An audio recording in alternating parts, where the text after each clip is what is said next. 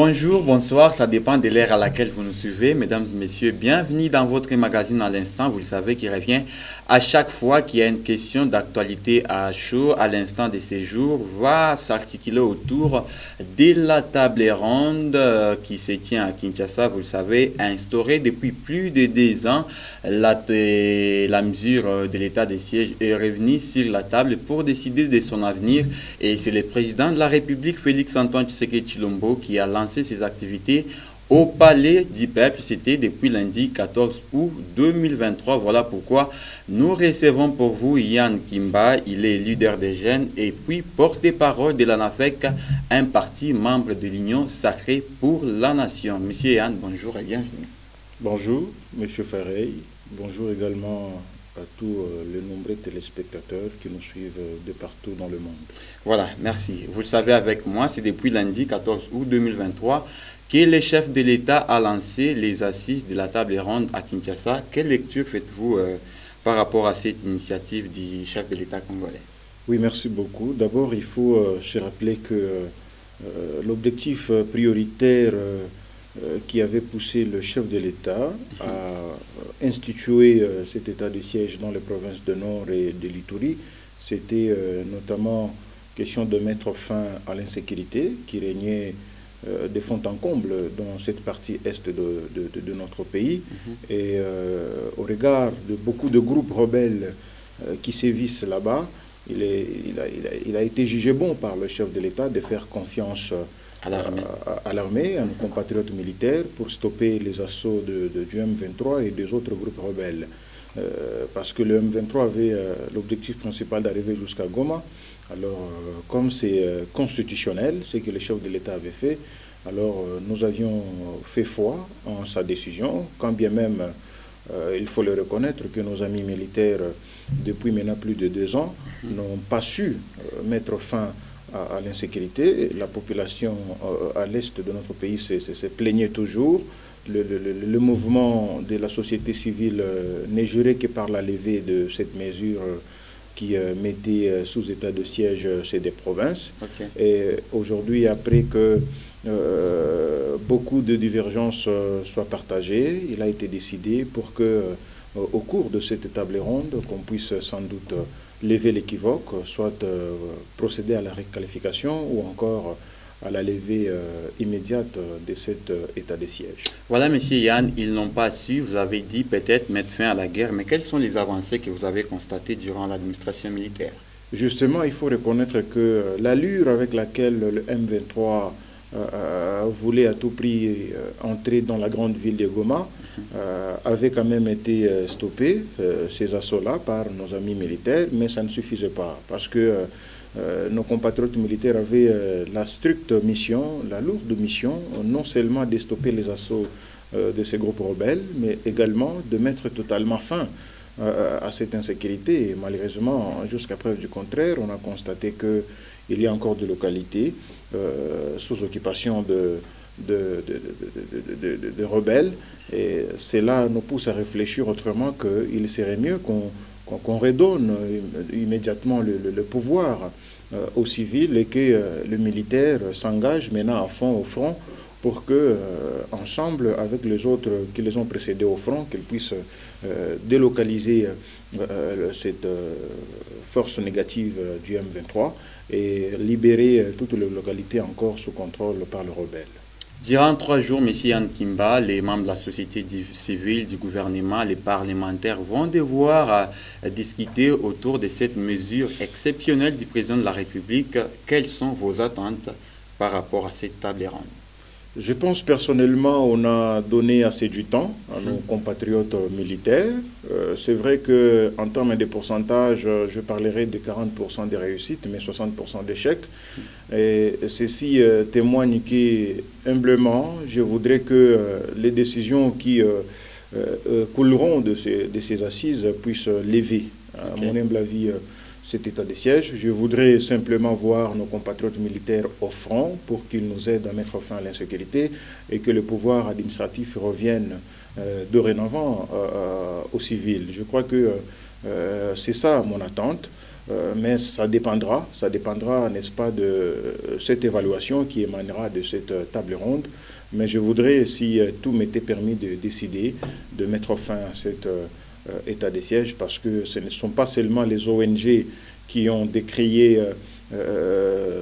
la mégestion de nos amis militaires, surtout la tracasserie, mais également la population qui elle-même subissait, selon les informations que nous avons en notre possession, les atrocités de nos compatriotes militaires. Bref, je crois qu'ils sont mieux au fond que sur le plan administratif. Ça s'est dit sur la toile, ça s'est dit partout en République démocratique du Congo, voire à l'étranger, qu'avant l'état de siège est égal après état de siège. Je ne voudrais pas simplement parler de cette façon ou voir les choses dans cet angle-là. Ouais. Je voudrais simplement reconnaître quelques mérites de nos amis militaires. Certes, ils n'ont pas su atteindre la vraie mission qui était de mettre fin à l'insécurité sur l'étendue de cette partie du territoire national. Mais quand cela ne tienne, ils ont quand même réussi à stopper les ardeurs du M23 qui n'est juré que par la grande ville de Goma. Ils ont quand même réussi à mettre fin à toutes ces inquiétudes-là, mais ça ne suffisait pas parce que dans d'autres contrées, les rebelles contrôlent encore la situation. Je pense que s'ils étaient totalement concentrés à cette contre-attaque pour mettre fin à cette situation d'insécurité à l'Est, je crois que on aurait encore plus de résultats. Parce que je me suis dit personnellement que le fait qu'eux soient à la tête de province, ils se sont beaucoup plus basés sur le plan administratif que beaucoup plus sur la mesure exceptionnelle, c'est-à-dire cet état de siège pouvait quand même résulter, nous donner de résultats probants en termes de sécurité, ou en termes de maîtrise de la situation dans cette partie de l'Est qui échappait à nos amis militaires pendant maintenant plus de 2 ans. Okay. Je pense que personnellement, ils n'ont pas été totalement fainéants à 100%. Ils ont été aussi capables de mettre fin à quelques assauts, mais ce n'est pas suffisant. Ça pousse suffisamment à comprendre qu'il faut sans doute redonner le pouvoir aux civils, ça c'est mon humble avis, et leur demander tout simplement de se concentrer au front pour mettre fin à l'insécurité. Je crois que c'est l'une des priorités de nos amis militaires. Voilà, merci M. Anne Kimba. Est-ce que pensez-vous que les retours à l'ordre constitutionnel dans ces 2 provinces de l'Est de la République démocratique du Congo pourraient mettre fin aux atrocités? D'emblée, je ne dirais pas ça. Ça ne suffit pas seulement de redonner le pouvoir aux civils pour espérer mettre fin aux atrocités, mais ça suffit tout simplement, cette fois-ci, d'accompagner les militaires, surtout beaucoup plus en termes logistiques, et également doter le moyen, le gouvernement civil, question qu'il puisse aussi toujours être en communication permanente avec nos compatriotes militaires au front. Redonner le pouvoir aux civils, c'est bien, mais les abandonner à leur triste sort, je crois qu'ils feront que trébucher, comme d'ailleurs nous l'avions constaté avant, parce que si on avait fait appel ou décidé à ce qu'il y ait cette mesure exceptionnelle d'état de siège, c'est tout simplement parce qu'on a constaté que les pouvoirs civils aussi, à un moment donné, étaient tout simplement incapables de parler le même langage avec nos compatriotes militaires pour non seulement dénoncer l'ennemi, mais également les contraindre d'avancer dans les différentes localités. Et il a plu au chef de l'État, n'est-ce pas, de faire confiance à nos amis militaires. Ça fait maintenant plus de 2 ans qu'ils sont là, mais au regard des résultats escomptés, je crois que il y a encore beaucoup de choses à fustiger. Nos amis militaires aussi n'ont pas su, sincèrement, arriver jusqu'au bout de l'objectif. Et je crois qu'il faut tout simplement que l'ordre constitutionnel soit rétabli. Est-ce que, M. Anne Kimba, peut-être une avant-dernière question, le président de la République doit-il ériger son quartier général à l'est de la République démocratique du Congo pour mettre fin à la guerre? Pas forcément, pas forcément, parce que le chef de l'État peut contrôler le territoire national d'un point X. Et à mon humble avis, je crois que ce qu'il ferait mieux, à mon humble avis, sincèrement, c'est de demander à nos amis militaires d'avoir ce sursaut d'orgueil et surtout de tout mettre en œuvre pour que l'honneur de la République démocratique du Congo soit rétabli. Et cela aussi doit s'accompagner par un accompagnement permanent du gouvernement, parce que nous avons besoin de la logistique. Le gouvernement a bénéficié de la levée de l'embargo. Ceci devrait permettre au gouvernement national d'acquisitionner des armes capables de contraindre l'ennemi.